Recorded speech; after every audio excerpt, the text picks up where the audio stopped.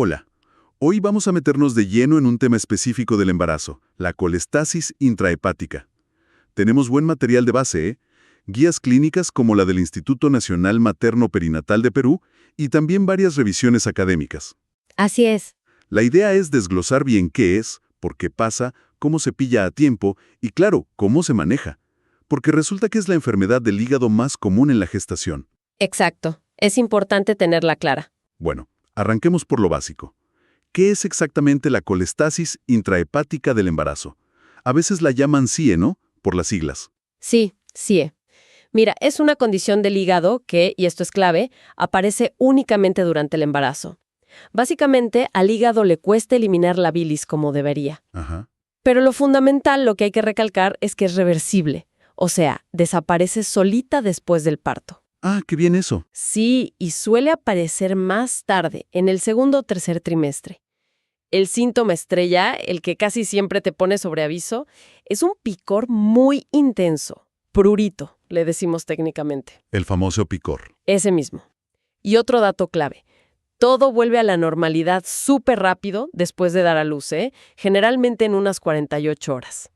Si alguien necesita el código, es el CI-10K71.0. Reversible y exclusiva del embarazo.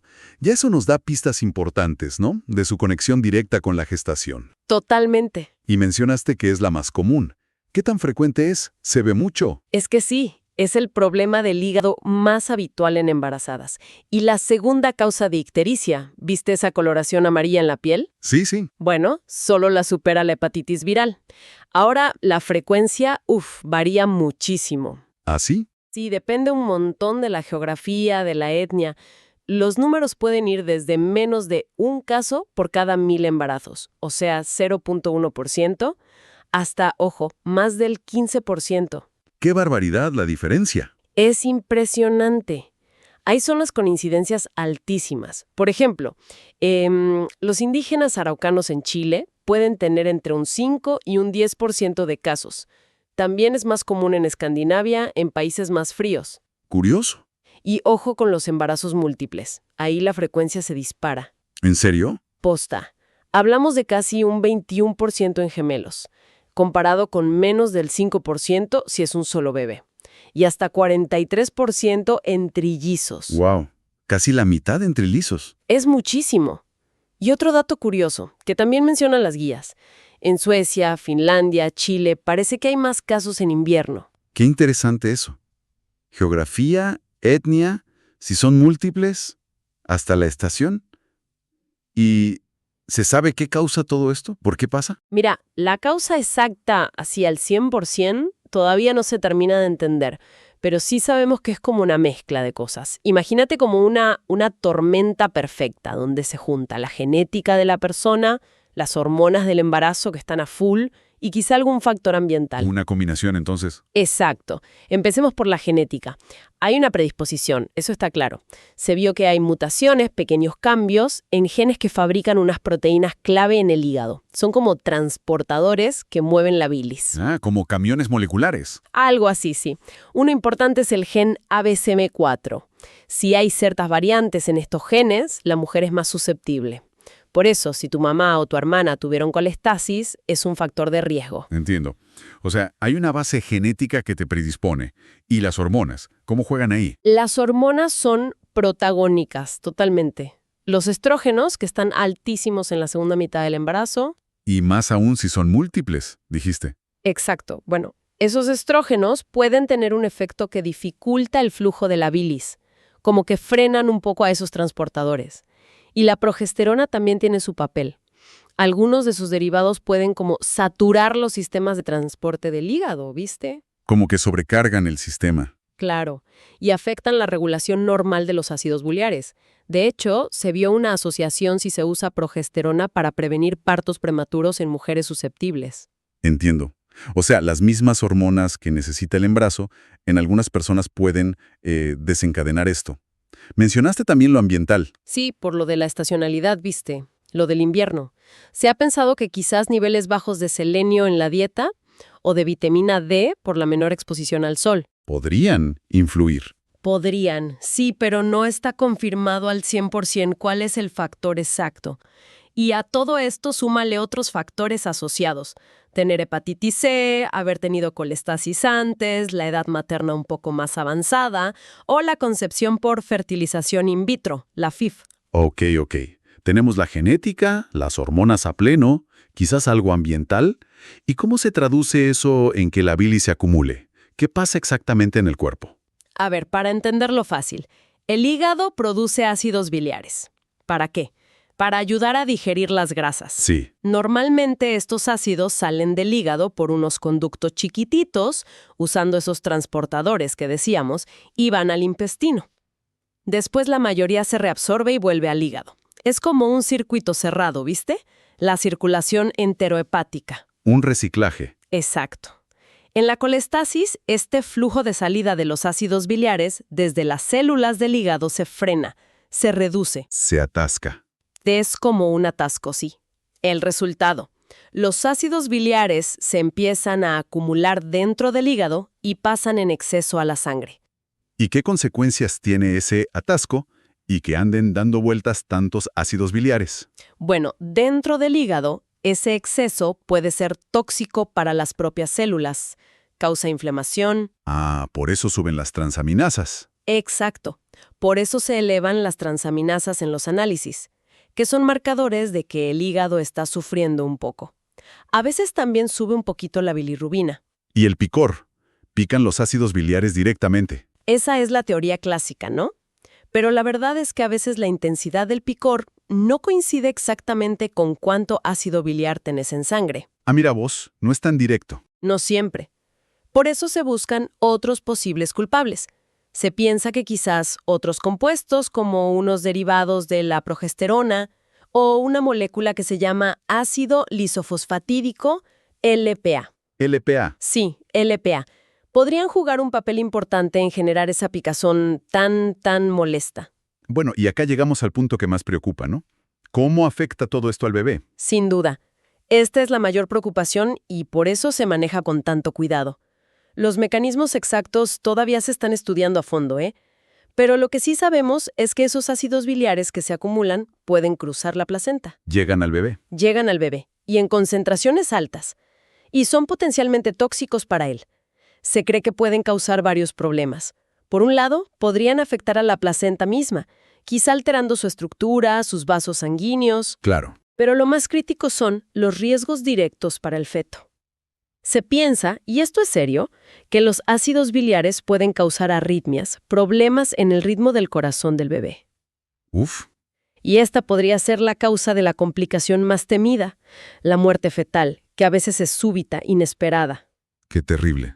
Sí, además, parece que estimulan las contracciones del útero. Aumentando el riesgo de parto prematuro. Exacto, tanto espontáneo como que se tenga que inducir antes.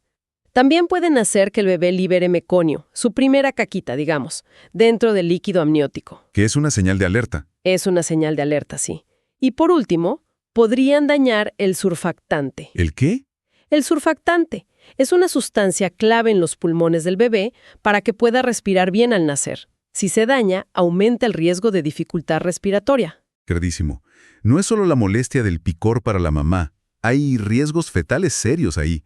¿Y cuáles son las señales? ¿Qué debería hacer sospechar a una embarazada o a su médico? El síntoma principal, el más común, el característico, es el prurito, la picazón. Suele empezar en la segunda mitad del embarazo y puede ser desde algo leve hasta, desesperante. ¿Y dónde pica?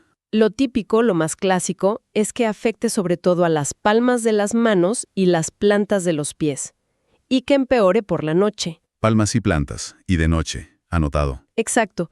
Y un detalle importante. No suele haber ronchas, ni granitos, ni nada en la piel. Las marcas son por rascarse nomás. Ah, ok. Y ojo, que este picor puede aparecer semanas antes de que los análisis de sangre muestren algo raro. O sea, el picor puede ser el primer aviso, incluso antes que el laboratorio. Justamente. Palmas, plantas, noche sin ronchas. Datos clave para distinguirlo de otros picores, ¿no?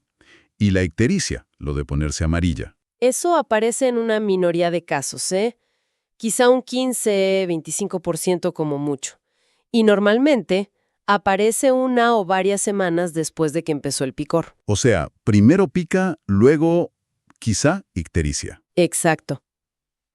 Si alguien se pone amarillo sin haber tenido picor antes, es menos probable que sea esto. Hay que buscar otras causas. Puede haber otros síntomas. Sí, aunque son menos comunes.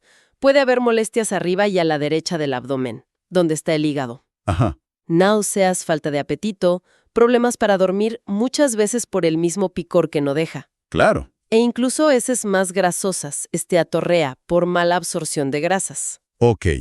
Con estos síntomas, sobre todo ese picor tan particular, ¿cómo se confirma?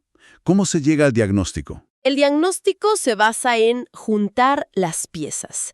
Ese prurito característico, sobre todo si es en palmas y plantas, y nocturno, junto con la elevación en sangre de los ácidos biliares totales. El análisis clave. Ese es el análisis clave, sí. A veces también se elevan las enzimas del hígado, las transaminasas, como la ALT. Y es fundamental, pero fundamental, haber descartado otras cosas que puedan dar síntomas parecidos o alterar los análisis. Hay que hacer diagnóstico diferencial. Totalmente. El análisis de ácidos biliares totales, idealmente en ayunas, es la prueba más específica. Si da por encima de 10 micromoles por litro, un mol-L, ya se considera elevado. Y acá viene un punto súper importante.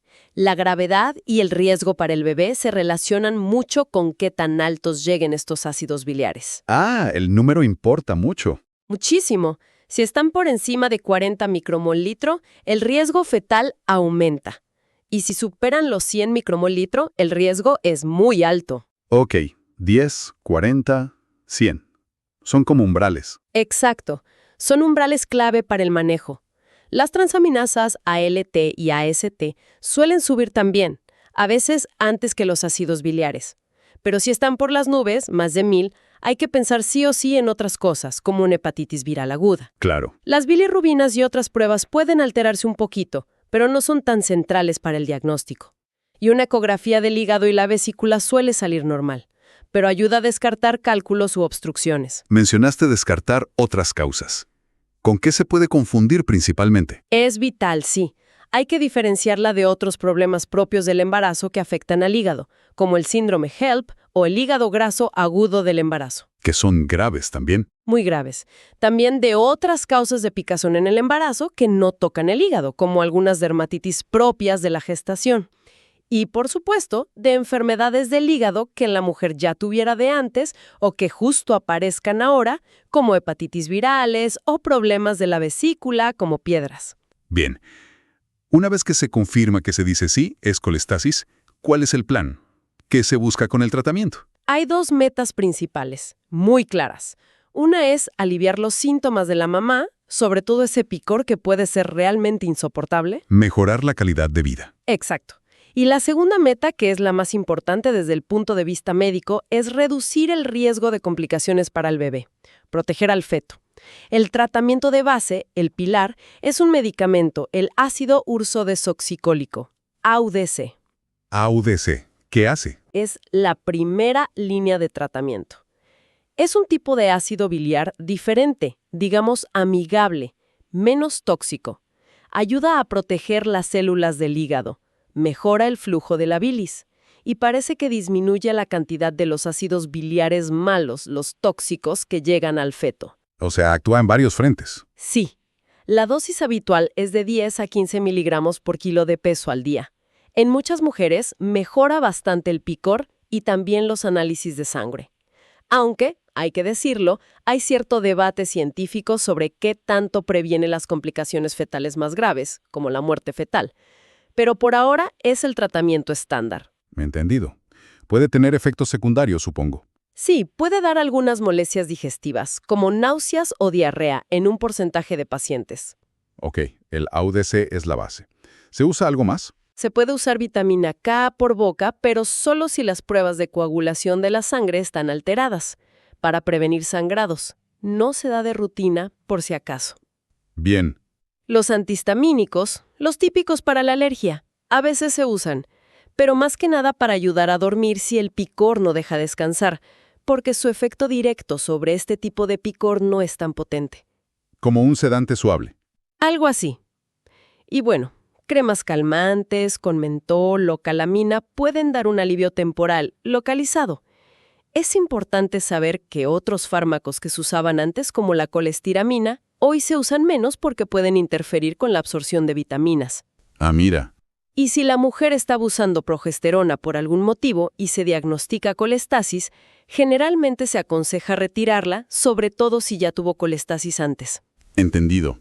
¿Y cómo se vigila todo esto? ¿Cómo se sigue a la mamá y al bebé una vez iniciado el tratamiento? El seguimiento es fundamental y se ajusta según qué tan severa sea la colestasis, mirando esos niveles de ácidos biliares. A la madre se le hacen análisis de sangre periódicos, función hepática, los propios ácidos biliares, coagulación. Para el bebé, como decíamos, no hay una única prueba mágica. Es una combinación. ¿Qué se combina? Se combina el control de los movimientos fetales por parte de la madre, esto es súper importante. Que esté atenta a cómo se mueve su bebé, con pruebas como la monitorización del corazón fetal. Los monitores, el NST. Exacto, el registro cardiotocográfico o NST. Y ecografías. La frecuencia de estos controles depende de los ácidos biliares. Si están bajos, menos de 40, los controles son más espaciados. Si están altos, 40 o más, son más seguidos, semanales generalmente. Se intensifica la vigilancia si hay más riesgo. Precisamente. El objetivo es detectar cualquier mínima señal de que el bebé pueda estar empezando a sufrir. ¿Y cuándo hay que ingresar al hospital? ¿Cuáles son las señales de alarma que indican que la cosa se está poniendo más seria? Se puede plantear la hospitalización si los ácidos biliares suben por encima de 40 micromol por litro. También si el picor es realmente insoportable y no responde al tratamiento ambulatorio. O incluso si hay una sospecha clínica muy fuerte, aunque aún no estén los resultados. Depende del criterio médico también. Claro. Y las señales de alarma que indican un riesgo muy alto, que requieren actuar rápido, son ácidos biliares por encima de 100 micromol por litro. El umbral de muy alto riesgo. Exacto. También una disminución clara, notoria, de los movimientos del bebé que percibe la madre. O ese picor que es verdaderamente incontrolable, desesperante. Ok, clarísimo. Y llegamos a un punto clave. El parto. Con todos estos riesgos fetales en mente, ¿cuándo se decide que nazca el bebé? Es la gran pregunta. Y la decisión es compleja. Es un equilibrio delicado, ¿viste? Hay que poner en la balanza el riesgo de complicaciones para el bebé si sigue adentro, sobre todo el riesgo de óbito fetal, que aumenta al final del embarazo y con ácidos biliares altos, contra los riesgos de que nazca prematuro si se saca antes de tiempo. Exactamente. La recomendación general, que se basa mucho en los niveles de ácidos biliares, es más o menos así. Si los ácidos biliares se mantuvieron siempre bajos, menos de 40 micromoles por litro, se suele planificar el parto entre la semana 37 y la 39. El riesgo ahí es bajo. Ok. Si los ácidos biliares estuvieron más altos, 40 micromoles por litro o más, se recomienda planificar el parto alrededor de la semana 37. Porque a partir de ahí, el riesgo empieza a aumentar más significativamente en este grupo. Adelantar un poco para evitar problemas. Claro. Y en los casos de muy alto riesgo, 100 milimol o más, o si hay otros factores preocupantes como un picor intratable o antecedentes feos, se puede considerar el parto incluso en la semana 36, o a veces un poquito antes. Siempre evaluando caso por caso. Siempre. Y explicando muy bien los riesgos y beneficios. Idealmente no antes de las 34 semanas si se puede evitar.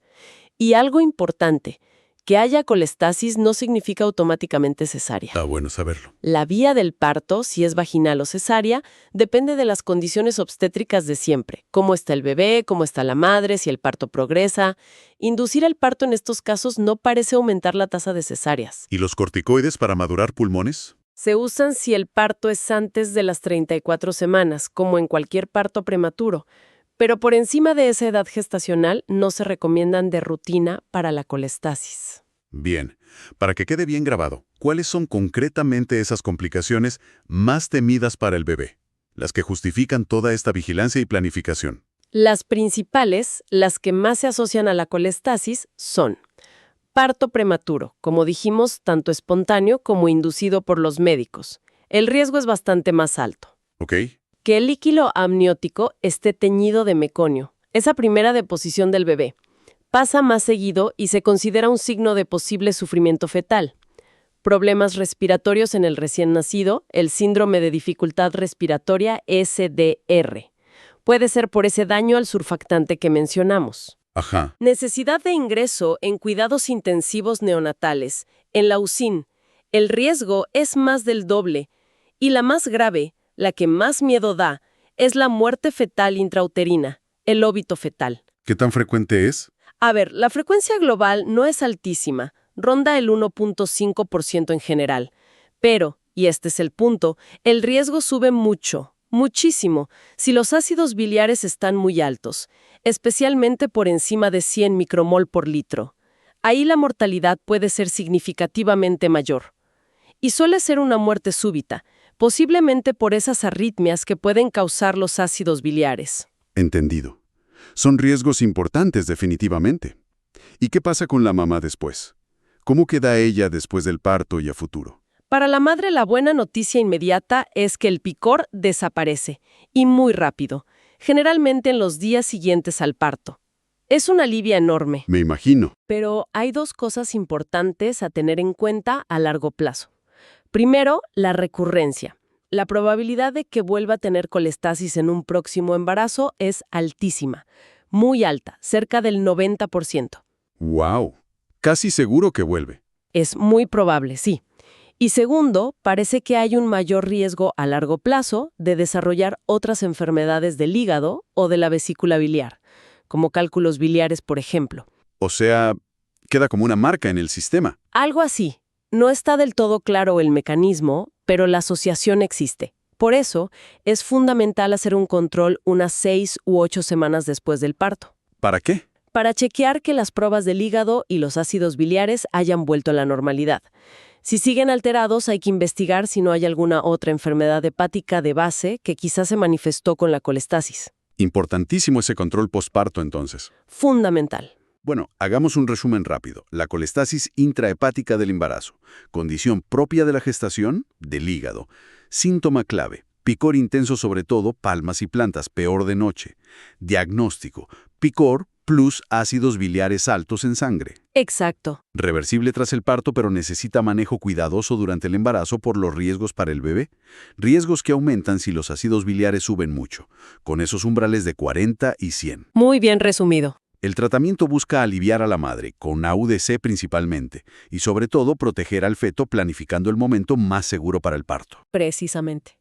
Y como una reflexión final que surge de las fuentes que revisamos, aunque se avanzó un montón, todavía se sigue investigando para entender al detalle cómo exactamente esos ácidos biliares hacen daño al bebé.